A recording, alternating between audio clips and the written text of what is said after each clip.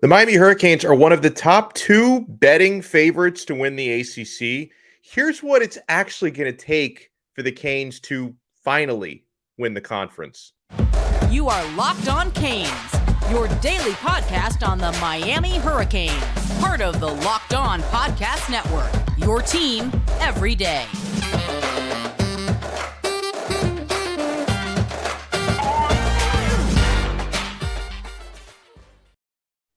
I am Alex Donno, your host. I'm a University of Miami alumnus, longtime South Florida sports radio vet, and contributor to allhurricanes.com. Thank you so much for making Locked On Canes your first listen today. We are available free wherever you get your podcasts and available free on YouTube. So for the ACC this year, and guys, 11 days away from the Canes opening up the season, we're going to start making sure we continue the countdown every single episode. We're going to go from 11 down to 1 down to 0 because we're going to have game day content on this channel. So 11 days away from the Hurricanes playing football games that actually count. As far as winning the conference this year, the Clemson Tigers are the betting favorite at minus 125. They're actually a hefty favorite.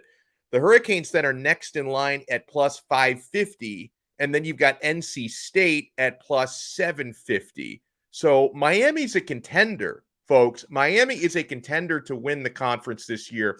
And so far, fall camp to this point, start of the Mario Cristobal era, is giving me a really good idea on how Miami is reinforcing some of their strengths, maybe turning some question marks into strengths. And yeah, it's giving us a better idea of what Miami's weaknesses are. And I will tell you, the Hurricanes, I believe, have fewer weaknesses than I expected they would heading into Cristobal's first camp. We're not really going to see proof of that until September 17th, which is the first serious game that the Hurricanes play. That'll be week 3 when they travel to Texas A&M. But here's my take before we get to some of you guys' takes on what has to happen for the Hurricanes to win the conference. Miami will win the Atlantic Coast Conference if clear first answer on the board is if they find consistency at wide receiver. I honestly think that could be the difference, guys. I think that could be the difference between winning the conference or maybe barely winning the Coastal or not even winning the Coastal. If they can find consistency at wide receiver, I think that could be Miami's Achilles heel. If they can get the Hurricanes at least 2 reliable, legitimate targets, like, last year they had Rambo and Harley. If the Hurricanes can see at least 2 legitimate wide receiver targets emerge and a good supporting cast who can make some plays, then I think the Hurricanes can score points at will. I expect at least one of Miami's 3 tight ends to be a reliable playmaker this year, if not more than one. At the wide receiver core, I do expect the starting slot receiver, Xavier Restrepo, because he's been the most consistent, reliable guy throughout fall camp. I think he's going to be reliable throughout the year. So we need at least one other to step up on the outside and have a big year out of that wide receiver core. Okay. You look at some of the candidates for that. Brashard Smith is having a really good fall camp. Mario Cristobal talked about Brashard popping throughout the last couple of weeks in camp. And in the case of Brashard Smith, technically he plays the same exact position as Xavier Restrepo. So they need to find a way to get both of those guys on the field at once, okay?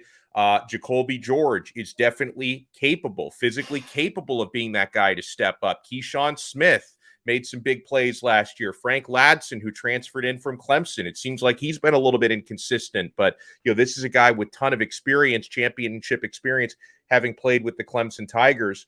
We really need, I'm expecting at least one tight end to step up. I'm expecting Xavier Restrepo to step up.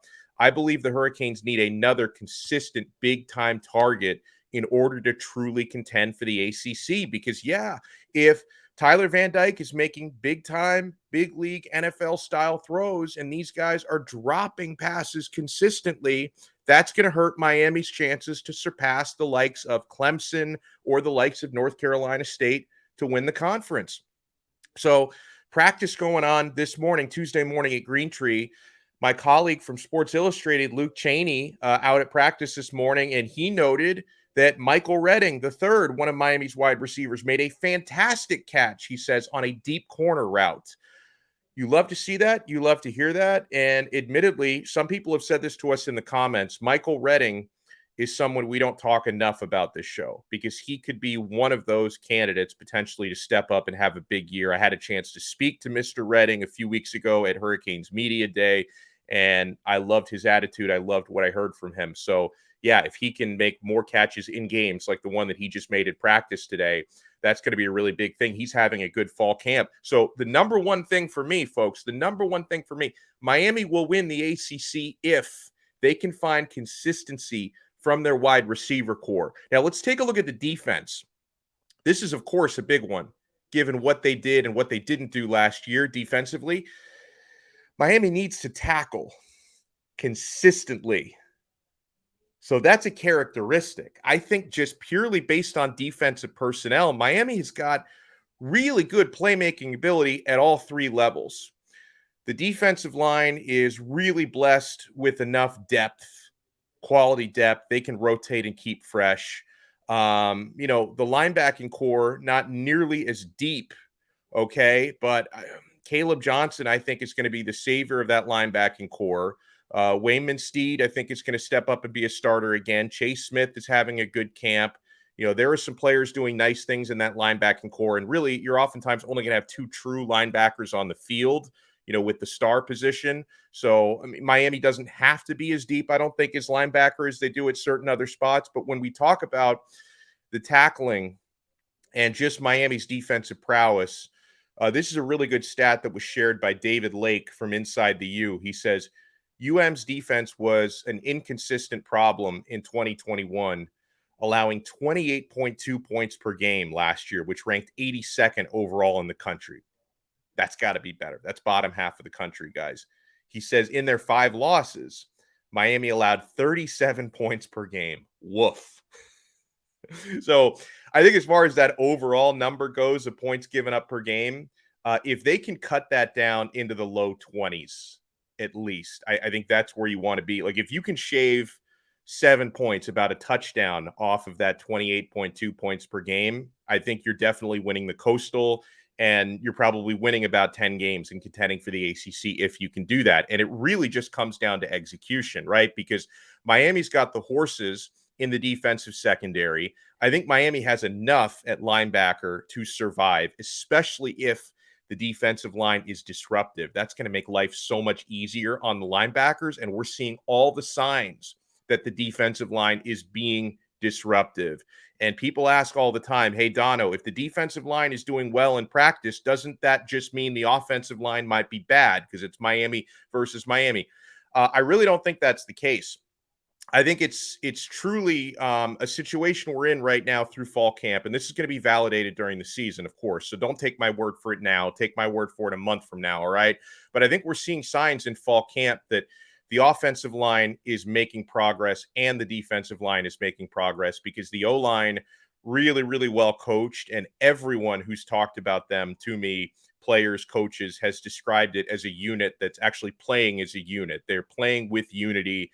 And, I think that certain transfer portal guys like Sagapalu and Dennis can help. And Miami's got some really good players on the O-line. Like you've got players like Zion Nelson and Scaife and Clark, Rivers, who are getting preseason accolades. And I think Miami's got the bodies. The difference with the O-line and the D-line is the offensive line doesn't have nearly as much depth. So I think that's one of the reasons why the defensive line is standing out so much more in practices is the offensive line can hang with them for a bit.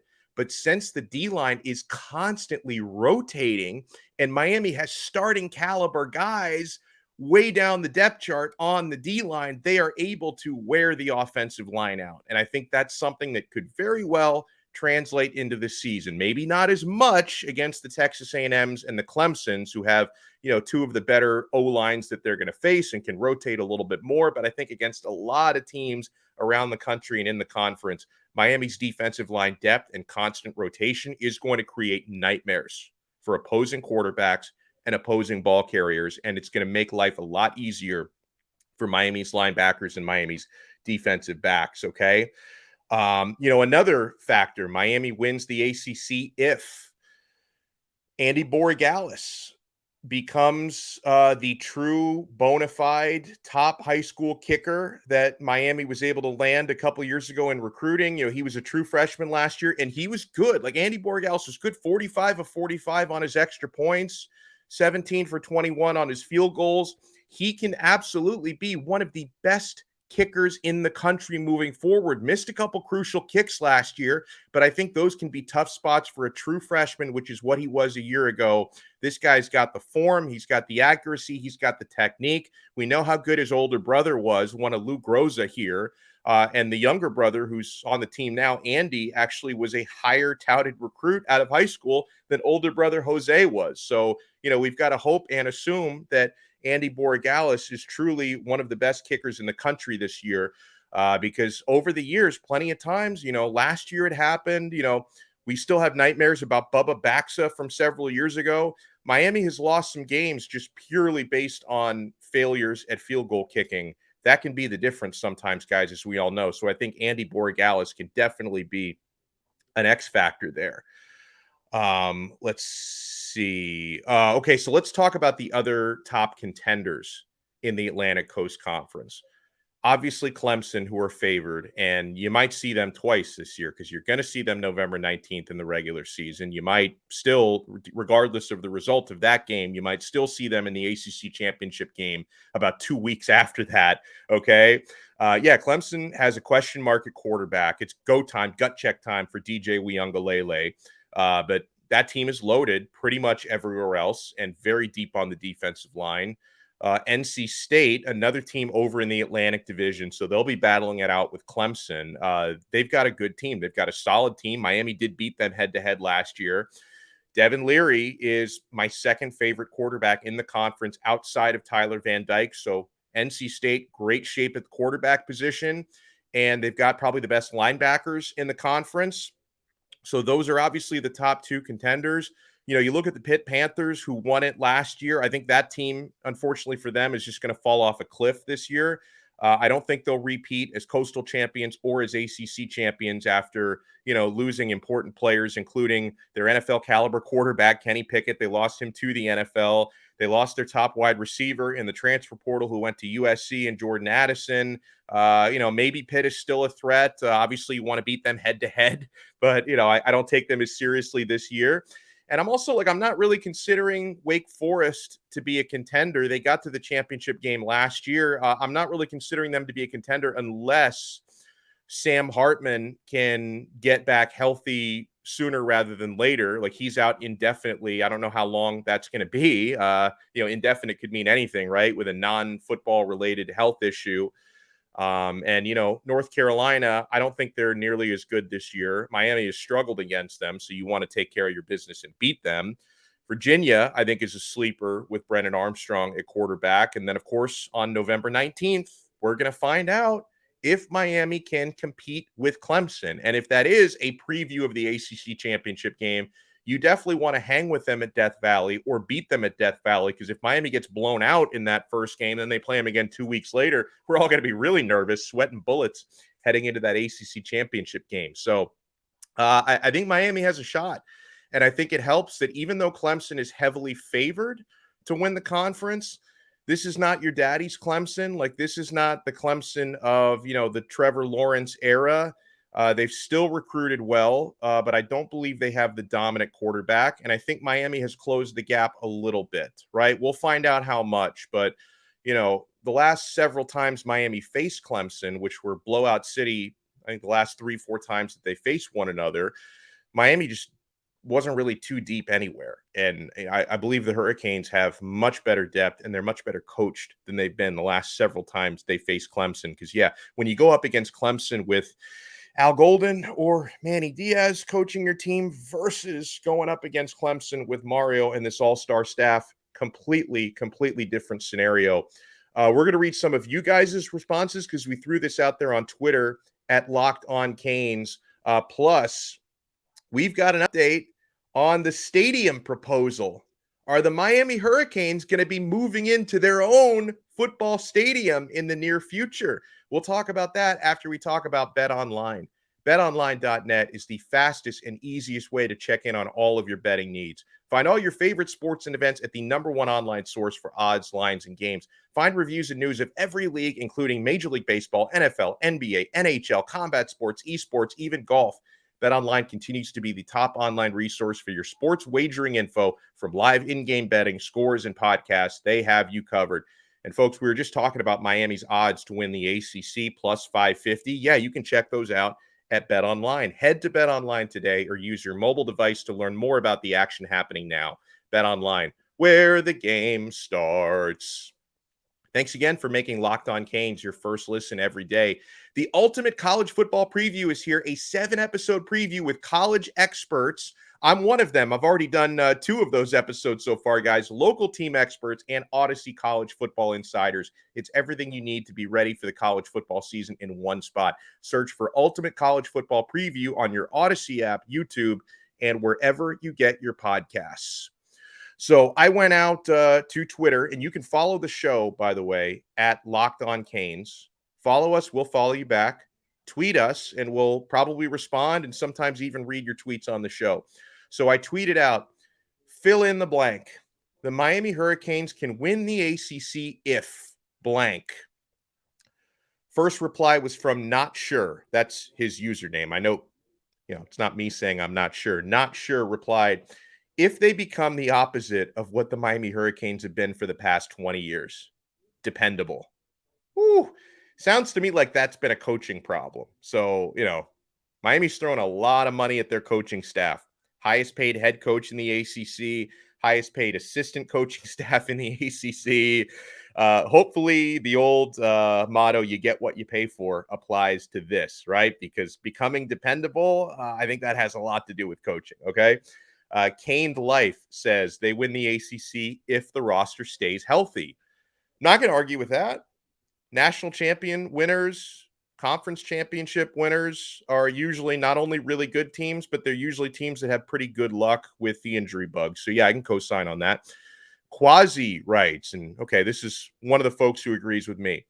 If the wide receivers make an impact, to help the run game this year, that's a good one, because you're right.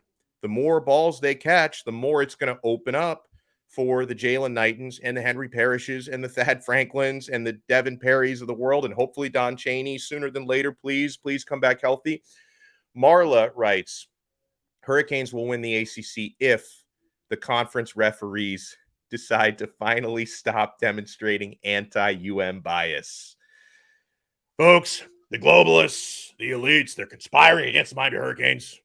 I'll put my tinfoil hat on next time, guys. But yeah, listen, Miami has gotten no favors with calls over the years. Totally. Rodney King writes, win the games they're favored in and really compete in games where they're underdogs. I think that's important. The only games, at least preseason odds-wise, this is all going to change week to week, right? But preseason odds, Miami is only an underdog in 2 games this year, and that's Texas A&M on the road and Clemson on the road. They are favored in every other game that they play in, including close to a double-digit favorite at home against Florida State, which I love. But yeah, you've got to beat the teams you're supposed to beat. If you beat the teams you're supposed to beat, what does that mean? 10 wins, right? If you beat the teams you're supposed to beat, even if you lose the other 2, it's a 10-win regular season. You're in great shape. Mike writes, Tyler Van Dyke stays healthy and the wide receivers minimize drops. Amen. And obviously, I always want Tyler Van Dyke to stay healthy, but I will say, if for whatever reason he doesn't, Jake Garcia, you could still win with him. Honestly, like, the Hurricanes are in great shape at backup quarterback, but TVD I think is a cut above, but you don't lose a whole lot, if anything, with Jake Garcia. He's really good. Gary Dayu writes in, if they can catch and tackle. Boom. I could have made the first 13 minutes of this episode a lot quicker if I just said Miami Hurricanes will win the ACC if they can catch and if they can tackle. Like, he basically did my 13-minute opening monologue in 3 seconds. That's very well done, Gary. Zila Gonzo writes in, if our receivers do TVD a justice and actually catch the football, amen. Terrence writes in, the defense plays at a high level. Yeah, we talked about it. The defense has the horses. They just didn't have the execution last year, leading the nation in missed tackles. That's not the stat you want to lead anything in. you want to lead the nation in made tackles, not missed tackles. 513 Kane writes in, they'll win the conference if they beat Clemson. You may have to beat them twice. That won't be easy. To beat Clemson twice in the same year. If so, we start chiseling that Mario Cristobal statue if they beat Clemson twice in the same season. That would be awesome. Zach writes in, Hurricanes will win the ACC if they make Locked On Canes their first listen every single day. We love it. BP writes, if they embrace Mario and the staff's demand and culture. That's actually a really good one. And so far, so good. It's a constant process, guys. When it comes to embracing that culture, this staff has them not only working harder in the allotted practice times, but they are really strongly encouraged to be doing more workout-wise on their own time, conditioning-wise. And I think most of the players have taken to that and really taken it to heart because they don't want to be left out, right? If you see how hard your teammates are working and how hard guys who are competing for the same roster spots as you are working, you're going to want to step up your game to compete with that. And, they have these players taking more snaps, just running more plays in practices because they're doing it at a breakneck pace. In the two scrimmages that they've had, they ran over 120 plays in both of those, which is an astounding volume of plays. And that also means to run things that quickly, you have to internalize your assignments better than they have in recent years because you don't have a whole lot of time to think and adjust to things. So, listen. And again, we're going to say this 1,000 times before September 3rd. We're actually going to see how this translates to success in games that count. But there have been some positive signs in fall camp. No question about it. Outside of too many drops, there's been a lot of positives in fall camp. Let's see. Big E 54 says, if everyone stays healthy, yes. Cuban Kane says, if we have a top 10 defense and offensive line.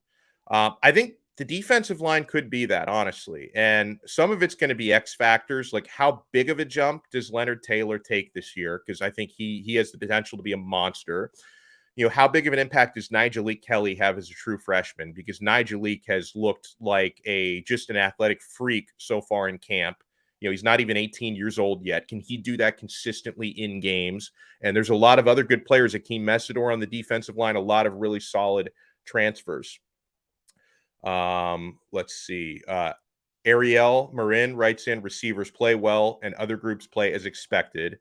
We got a couple snarky responses, which I love. Sloan Dave writes in, they'll win the ACC if they win the ACC championship game. Boom! I'm now smarter after hearing that. And David writes, they'll win the ACC if hell freezes over.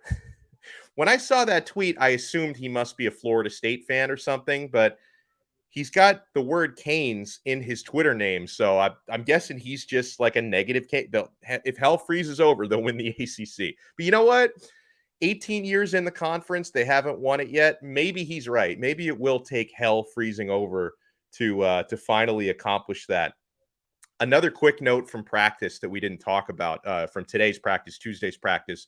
Susan Miller-Degnan from the Miami Herald reported that Zion Nelson is not out there today, so I guess he's not quite back yet. We are expecting Miami starting left tackle to be back full go in practice very soon. Today apparently was not that day, but it still sounds to me like Zion Nelson is ahead of schedule, right? Because I know that when at media day a few weeks ago, when he was seen wearing like, I don't know if I'm getting this term wrong, but like an air cast, whatever it was that he was wearing after his arthroscopic surgery, he had something on his leg. I know I'm going to screw up the medical terminology, but that everyone was like, oh, is this guy going to be ready for Texas A&M? It seems like he will be. He'll probably be ready even before the Texas A&M game, week 3. When we come back, we've got to talk about those stadium renderings. The Ruiz family, Johnny Ruiz, the son, John Ruiz, the father, they have dropped stadium renderings for Tropical Park. Are the Miami Hurricanes going to be getting their own football stadium? And do you guys want them to get their own football stadium? Keep it locked to Locked On Canes. Thank you so much for making Locked On Canes your first listen today. We are available free wherever you get your podcasts and available free on YouTube.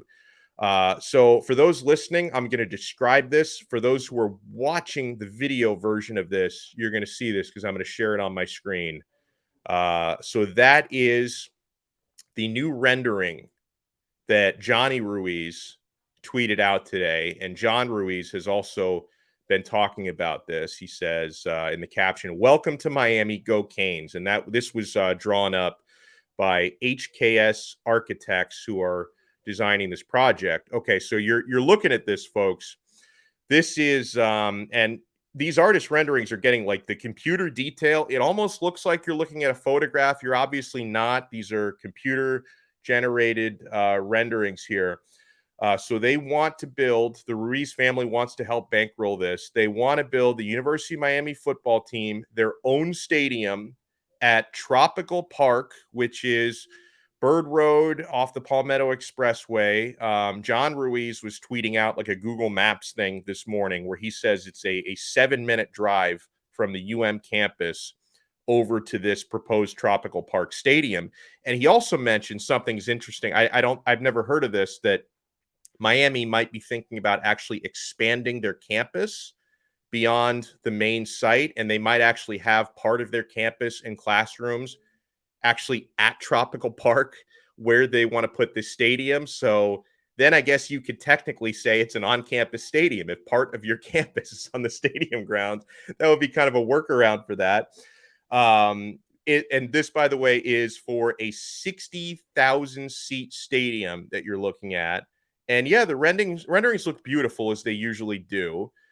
So we're looking at this photo here on the left. You can see 3 decks of seats. What looks like a canopy overhead, like the type of canopy they have at Hard Rock Stadium. But then John Ruiz did claim that it's going to be a retractable roof. So, and we're going to talk about this a little bit, how these renderings maybe are not meant to be taken literally, that this is more artistic than it is structural. Like these are not blueprints. An artist made this, not necessarily an architect, even though it does come from an architectural firm. Obviously, if there is a retractable roof, that would be really nice to have for lightning, right? Because we've had lightning delays over the years, sometimes 2-hour-long lightning delays. So that would be nice. They've got, as you can see here on the left, palm trees actually inside the stadium in the corner there that give it more of a Miami feel. I hope that doesn't obstruct anyone's view, though. If you're sitting like right behind them, I'm sitting behind a palm tree. I paid $200 for my seats, and there's a palm tree right in front of me. So maybe that won't be right in front of the seat there. It's got an open end, and it's a rounded bowl shape, kind of like what the Orange Bowl used to have.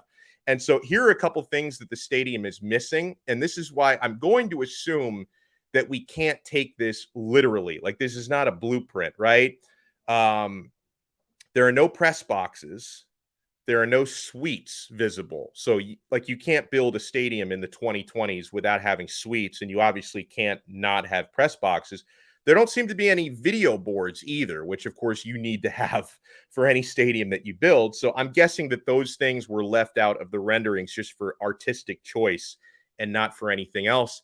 And again, anytime there's a stadium update for Miami football getting their own stadium, the debate rages on Hurricanes Twitter. Do we need this? Do we not need this? Are the students really even going to show up? And then I think a lot of folks who are big-time Hurricanes fans in Broward County and Palm Beach County who drive down to games on the regular at Hard Rock Stadium, that's a relatively easy drive to make. It's a relatively easy stadium to get to from all 3 counties, where Tropical Park would not be. Like it'd be more. I mean, if you love the Canes, you're still going to find a way to get there, but it'd be more difficult for the Broward and Palm Beach people to get down there. So is there even enough benefit to moving out of Hard Rock Stadium, which is a world-class facility? It's going to be hosting World Cup games in 2026, national championship game that same year. It hosts Formula One races now, the Miami Open tennis tournament every year.